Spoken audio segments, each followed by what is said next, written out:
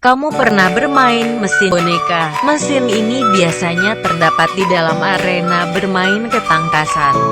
Kalau kamu bermain mesin ini, kamu harus bisa mengambil sebuah boneka dari dalam mesin menggunakan alat capit dan dimasukkan ke lubang supaya bisa kamu bawa pulang. Kedengarannya sih sederhana ya. Namun faktanya mengambil boneka dengan mesin capit ini cukup sulit dan bisa bikin kamu kesal karena sering gagal. Namun apa yang dilakukan pria bernama Chen Zitong ini malah membuat produsen mesin capit boneka jadi sebal sendiri. Apa alasannya? Hal ini lantaran pria asal Xiamen di China ini menjadi bahan pembicaraan media dan publik karena memiliki kemampuan luar biasanya dalam bermain mesin capit boneka.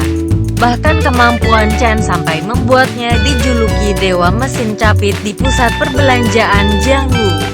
Julukan tersebut bukan isapan jempol saja karena Chen sudah berhasil memenangkan lebih dari 3.000 boneka selama 6 bulan bermain di mesin capit itu, karena jumlahnya yang sangat banyak.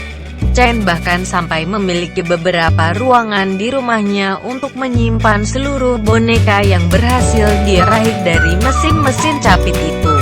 Dan sepertinya Chen belum berniat untuk menghentikan hobinya itu. Tentu saja aku belum mau berhenti bermain.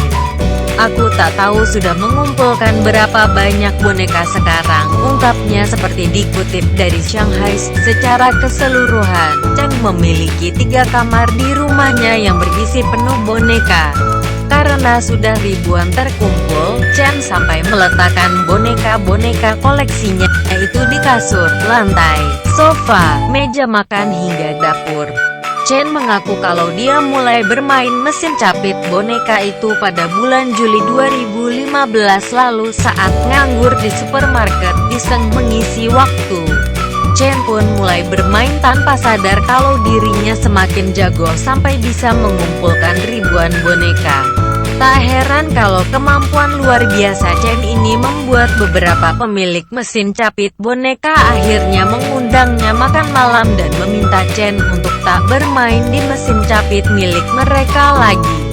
Pernah satu waktu boneka yang kurai mencapai lebih dari 100 biji. Sebetulnya aku tak terlalu tertarik dengan boneka, tapi aku senang dengan proses mendapatkannya dan setelah berhasil menguras habis isi mesin, rasanya sangat menyenangkan, cerita Chen. Meskipun jago, Chen rupanya memberi batasan pada dirinya sendiri untuk bermain. Aku memberi batas pada diriku sendiri. Biaya pembuatan satu boneka sekitar 10 yuan, sekitar 20.500. Jadi aku tak akan lebih dari 5 yuan, sekitar 10.200 setiap bermain. Kalau aku tak bisa dapat ya aku tak akan melanjutkan. Intinya kalau alat capit itu makin lebar, maka makin gampang goyang dan susah mengambil boneka. Tutup Chen panjang lebar.